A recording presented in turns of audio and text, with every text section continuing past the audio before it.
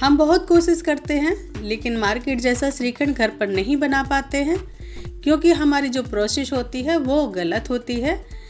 तो आज हम बनाएंगे बिल्कुल मार्केट जैसा श्रीखंड, या आप कह सकते हैं कि मार्केट से भी अच्छा और शुद्ध घर का बना हुआ श्रीखंड। तो चलिए बनाना शुरू करते हैं अपनी बहुत ही टेस्टी और मज़ेदार सी रेसिपी।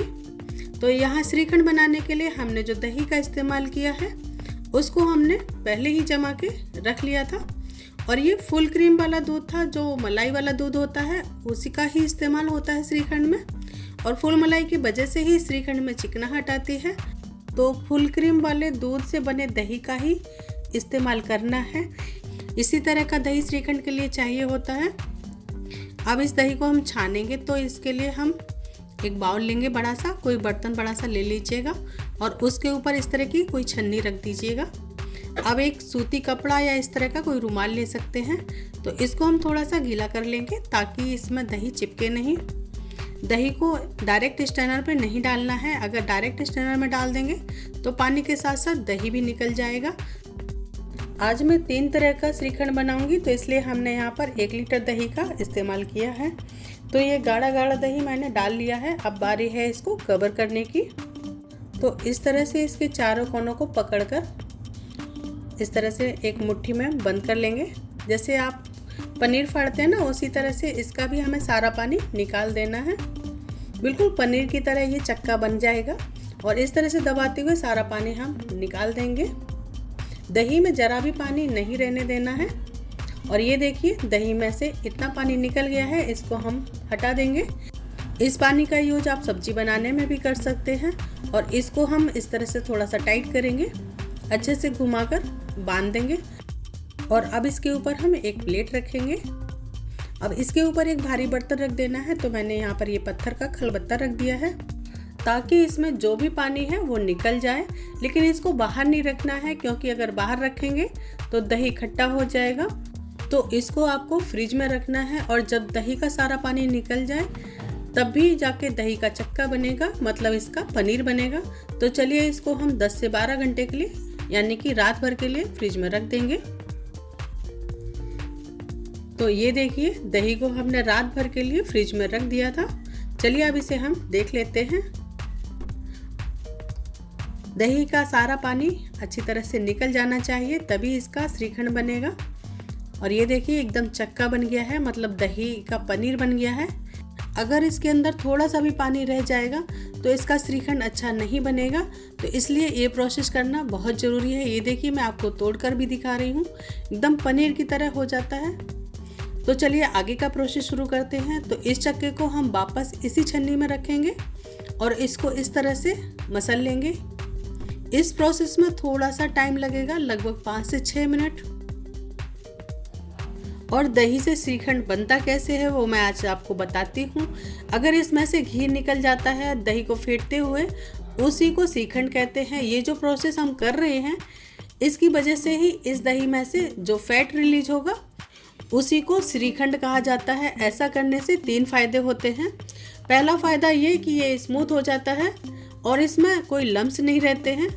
और दूसरा, इसमें से फैट जनरेट हो जाता है, घी आ जाता है और श्रीखंड बन जाता है। और तीसरा, बहुत ही ज़्यादा फेंटना नहीं पड़ता है। तो इस सारे दही को छन्नी में से निकाल लेंगे। आप छन्नी की जगह कोई कपड़ा भी यूज कर सकते हैं, कोई सूती कपड़ा ले सकते हैं। और ये देखिए छन्नी से छानने के बाद इसको हमने बड़े बर्तन में ट्रांसफ़र कर लिया है। अब इसे हमें 2 से 3 मिनट और फेंटना है, और इसे एक ही डायरेक्शन में फेंटना है। बहुत ज़्यादा फेंटने की ज़रूरत नहीं पड़ेगी, क्योंकि ऑलरेडी इसमें फैट निकल गया है। और ये देखिए लगभग 3 मिनट हो गए हैं। और ये देखिए ये कितना फ्लफी और बहुत ही स्मूथ और हल्का हो गया है। अब इसमें हम ये 2 चम्मच घर की फ्रेश मलाई डालेंगे। इसको डालने से हमारा श्रीखंड और भी क्रीमी बनेगा। 2 टेबल स्पून मलाई को मैंने छन्नी में रख दिया था ताकि इसका दूध निकल जाए। तो इसको हम एक बार और अच्छे से फेंट लेंगे, करीब 1 से 2 मिनट। तो ये देखिए ये इतना स्मूथ हो गया है। इस तरह से चेक कर लीजिए, अगर ये गिर नहीं रहा है तो मतलब ये परफेक्ट है। तो ये दही श्रीखंड बनने के लिए रेडी हो गया है। तो चलिए आगे का प्रोसेस करते हैं। तो इसको रखते हैं साइड में, और मैंने यहाँ पर एक कटोरी में 1 बड़ा चम्मच गरम दूध लिया है और इसमें डालेंगे हम केसर। अगर आपके पास है तो ज़रूर डालिएगा। केसर से बहुत बढ़िया कलर आता है। मार्केट में जो मिलता है उसमें कलर डालते हैं, लेकिन हम घर पर बनाते हैं तो कलर से तो हम बच ही सकते हैं। तो चलिए इसको रखते हैं साइड में। और यहाँ मैंने एक आम को काट कर ले लिया है। तो चलिए इसकी प्यूरी बना लेते हैं। और अब इसमें हम 2 चम्मच चीनी डालेंगे और इसको पीस लेंगे। तो ये देखिए हमने आम की प्यूरी बना ली है। तो चलिए अब इसको हम पका लेंगे। तो गैस पर मैंने एक पैन रख दिया है और उसमें आधा चम्मच घी डाल दिया था। और अब इसमें हम थोड़े से काजू डाल रहे हैं और इनको थोड़ा सा रोस्ट करेंगे और साथ में ही थोड़े से बादाम भी डाल देंगे और इन दोनों को 1 मिनट के लिए रोस्ट करेंगे। ज़्यादा रोस्ट नहीं करना है हमें। और ये देखिए अच्छे से भुन गए हैं। अब इनको हम निकाल लेंगे और अब इसी पैन में मैंगो प्यूरी डालकर इसको पका लेंगे। अगर आप मैंगो का श्रीखंड बना रहे हैं और इसको 1 हफ्ते तक स्टोर करके रखना चाहते हैं तो इसको प्यूरी को आपको पकाना पड़ेगा। नहीं तो अगर आप तुरंत बनाकर खाना चाहते हैं तो इसको ऐसे ही पीस कर डाल सकते हैं। अगर आप मैंगो श्रीखंड को स्टोर कर रहे हैं तो इस तरह से ही पका कर डालें, नहीं तो वो पानी छोड़ देगा और श्रीखंड पतला हो जाएगा। ये देखिए प्यूरी हमारी पक गई है। चलिए अब इसे हम निकाल कर ठंडा कर लेते हैं। तो चलिए अब एक बाउल में 2 बड़ा चम्मच दही को निकाल लेंगे और बाकी के दही को साइड में रख देंगे। और अब मैं इसमें शुगर ऐड कर रही हूँ। मैंने इसमें 2 चम्मच पिसी हुई चीनी डाली है। आप मीठा अपने स्वाद के अनुसार कर सकते हैं। आज मैं आपको 3 तरह का श्रीखंड बना के बताऊंगी। तो ये लीजिए चीनी हमारी अच्छे से मिक्स हो गई है। तो अब इसमें हम थोड़ा सा इलायची का पाउडर डाल रहे हैं। इलायची हमेशा फ्रेश कूट कर डालें, इससे खुशबू बहुत अच्छी आती है। और अब इसमें हम केसर वाला दूध ऐड करेंगे। दूध ठंडा होने के बाद इसका कलर और भी अच्छा हो गया है। बहुत ज़्यादा दूध नहीं डालना है। अगर आप बहुत ज़्यादा दूध इस्तेमाल करेंगे तो इसकी कंसिस्टेंसी पतली हो जाएगी। और अब इसमें हम चॉप किए हुए बादाम और पिस्ता डाल देंगे और एक बार अच्छे से सारी चीज़ों को मिक्स करेंगे। अब इसको एक बाउल में ट्रांसफ़र कर लेंगे। आप इसको मीठा कम ज़्यादा कर सकते हैं। आप शुगर फ्री का भी इस्तेमाल कर सकते हैं, आपकी चॉइस के ऊपर है। और अब इसके ऊपर बारीक कटे हुए पिस्ते के पीसेस डालेंगे और साथ में ही थोड़े से काजू और बादाम के पीसेस भी लगा देंगे जो हमने ड्राई रोस्ट करके रखे थे। और साथ में ही थोड़ा सा ऊपर से केसर वाला ये दूध डाल देंगे। और ये लीजिए तैयार है हमारा केसर पिस्ता श्रीखंड। एकदम परफेक्ट बना है और ये देखिए कितना यमी लग रहा है हमारा केसर पिस्ता श्रीखंड। तो चलिए अब बनाते हैं अपना मैंगो श्रीखंड। तो उसी बैटर में से 2 चम्मच दही लेंगे और अब इसमें मैंगो प्यूरी ऐड करेंगे। ये अच्छे से ठंडी हो गई है। मैंगो प्यूरी को हमें तभी ऐड करना है जब वो अच्छे से ठंडी हो जाए। मैंगो को हम अच्छी तरह से दही के साथ मिक्स कर लेंगे। यहाँ पर आपको चीनी डालने की बिल्कुल ज़रूरत नहीं है, क्योंकि हमने जब मैंगो पीसा था तो उसमें हमने 2 चम्मच चीनी ऐड कर दी थी और उसी के साथ पीस लिया था। और इसके साथ ही अब इसमें इलायची का पाउडर ऐड कर रही हूँ। अगर आप इसमें डालना चाहें तो डालें, नहीं तो रहने दें। और ये लीजिए रेडी है हमारा मैंगो श्रीखंड। कसम से दोस्तों इसका टेस्ट इतना अच्छा लगता है कि आप एक बार बनाओगे तो बार बार खाने का मन करेगा।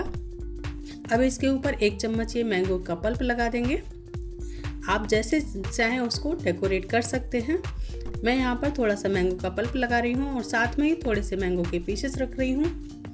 जब आप इसे खाएंगे तो बीच बीच में मैंगो के पीसेस आते हैं तो वो बहुत ही टेस्टी लगते हैं। और अब मैं इसके ऊपर थोड़ी सी गुलाब की पत्तियाँ डाल रही हूँ। ये पूरी तरह से ऑप्शनल है, अगर आप डालना चाहें तो डालें, वरना इसके ऊपर आप ड्राई फ्रूट भी डाल सकते हैं।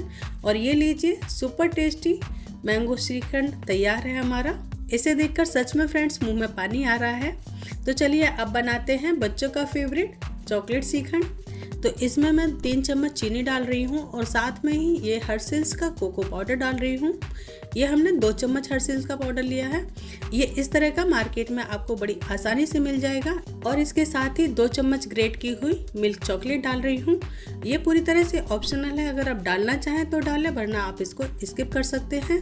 और साथ में ही 2 चम्मच बारीक कटे हुए बादाम डाल रही हूँ और इसके साथ ही 1 चम्मच चॉकलेट एसेंस डाल रही हूँ।